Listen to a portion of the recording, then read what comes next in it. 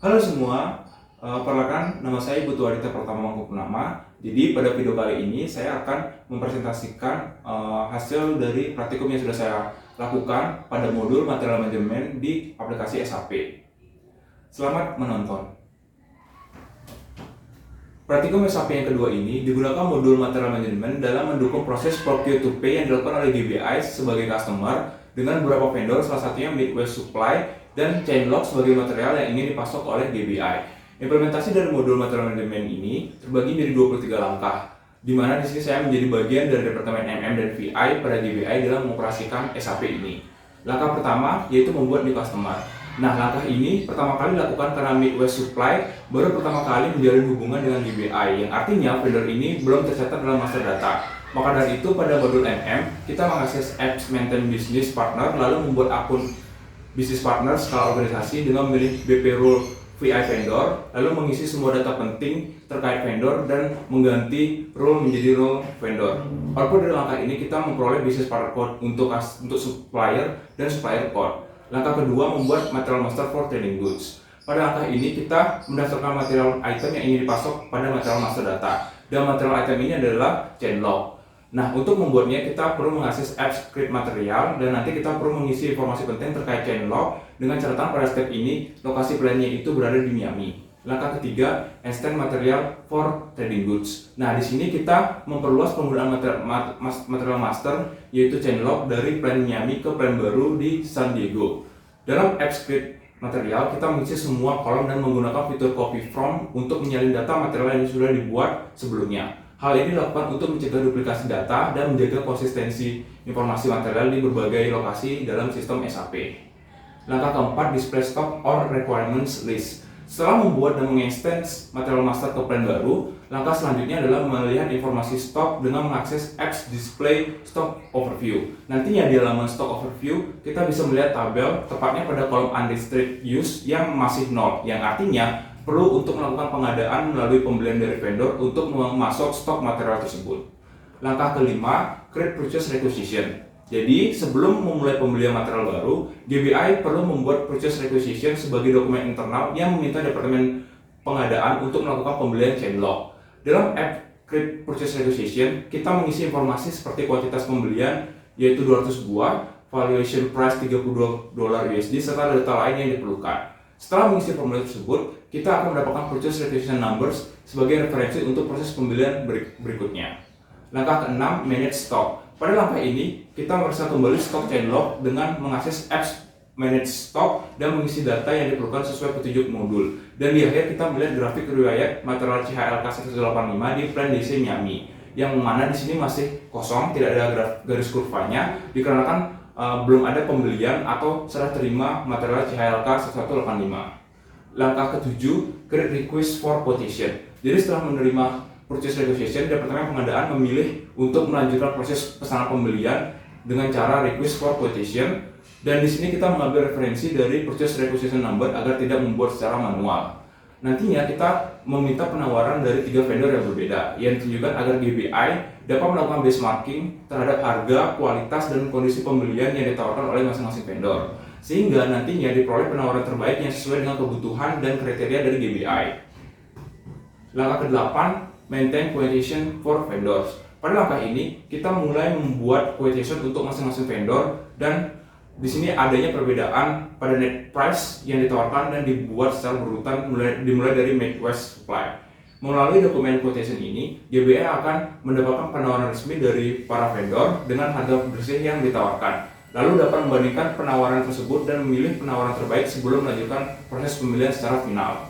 Langkah ke-9, evaluation quotation on price. Setelah menerima ketiga quotation, langkah selanjutnya adalah membandingkan penawaran harga untuk memilih satu yang terbaik dengan melihat net price yang murah dan nantinya kita menolak 2 quotation yang tersisa. Hal ini memungkinkan GBI untuk mengoptimalkan pengeluaran dan mendapatkan harga yang terbaik dalam proses pemilihan tersebut. Langkah ke-10, purchase order referencing on RFQ. Nah, di langkah ini kita membuat purchase order sebagai dokumen resmi pemesanan barang kepada vendor yang sudah disepakati sebelumnya dengan mengambil referensi dari quotation agar dapat memastikan konsistensi data dan menghindari pembuatan secara manual. Nah, di sini GBI menginginkan split delivery, sehingga pada langkah ini material item CHLK 185 diduplikat menjadi 2 dengan kuantitas masing-masing 100, dan pengiriman material item yang kedua dijadwalkan 1 minggu setelah pengiriman pertama. Outputnya nanti kita akan memperoleh standard order number. Langkah ke-11, display purchase order. Sesuai dengan namanya, kita mencoba melihat dokumen purchase order yang sudah dibuat dengan mengakses apps My Purchase Document Items. Lalu nanti di tab purchasing order kita bisa melihat standard order secara PO yang sudah kita buat. Di sini ada 2 dan keduanya menunjukkan kalau delivery-nya itu masih 0. Hal ini wajar karena material yang dipesan itu masih belum diterima atau belum dibuatnya dokumen good receipt. Langkah ke-12, post good receipt. Setelah penerimaan barang, GBI harus membuat good receipt sebagai dokumen resmi yang mencatat penerimaan barang dengan jumlah dan kondisi yang sesuai dengan pesanan pembelian. Pada langkah ini, hanya item pertama dari 2 purchase order yang dibuatkan terlebih dahulu dokumen goods receipt-nya. Oleh karena GBI melakukan split delivery untuk menerima barang secara terpisah, dan di akhir kita memperoleh good receipt pertama. Langkah ke-13, verify physical receipt of goods. Nah, di langkah ini kita kembali melihat informasi stok dari chain log dengan mengakses apps display stock overview. Chain log dan di akhir nanti kita bisa melihat grafik riwayat material CHLK 185 di plan DC Miami dengan garis kurva biru mencapai 100. Ini menunjukkan bahwa GBI telah menerima 100 chain log untuk pesanan pembelian pertama. Langkah ke-14, create invoice receipt form vendor.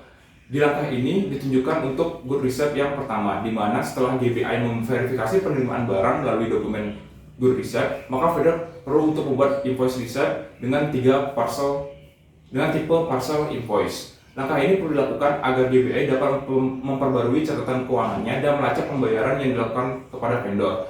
Hasil akhirnya diperoleh invoice document number untuk pesanan pembelian pertama.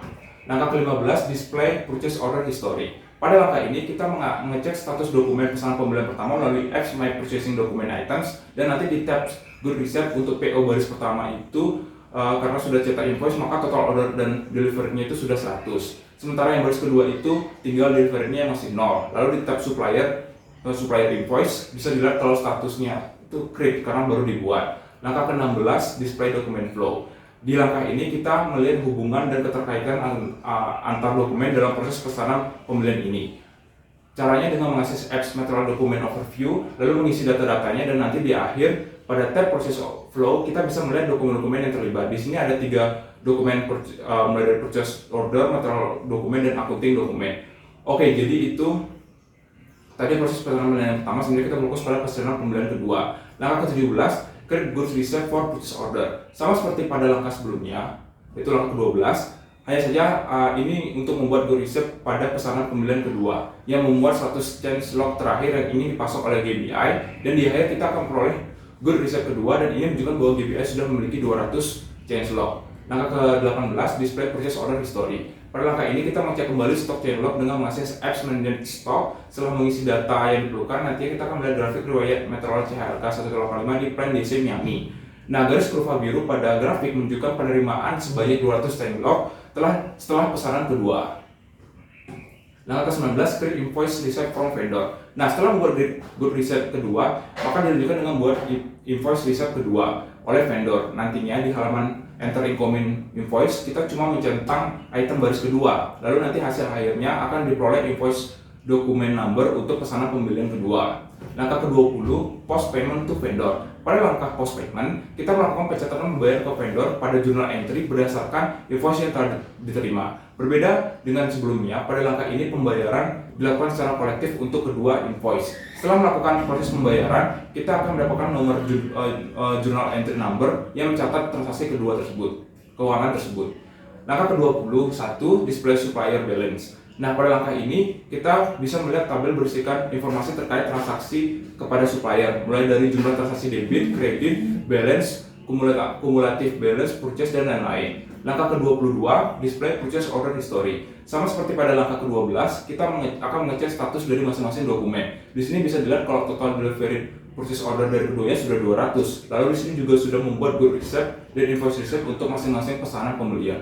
Langkah ke-23, display or review GL accounts, balance, and individual lines items. Nah, di langkah ini kita akan melihat gambaran keseluruhan kondisi keuangan perusahaan dalam hal ini menampilkan rincian saldo dan individu dari akun besar atau GL account yang terkait pada proses transaksi pembelian sebelumnya.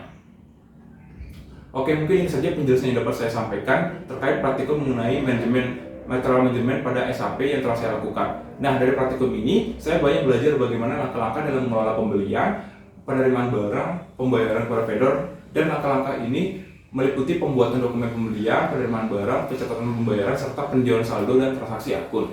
Dengan menggunakan SAP, kita dapat mengoptimalkan proses pengadaan material, memastikan kesediaan stok, serta memantau informasi keuangan yang relevan. Oke, sekian dari penjelasan saya. Kurang lebihnya saya mohon maaf, dan terakhir saya tutup mengucapkan terima kasih.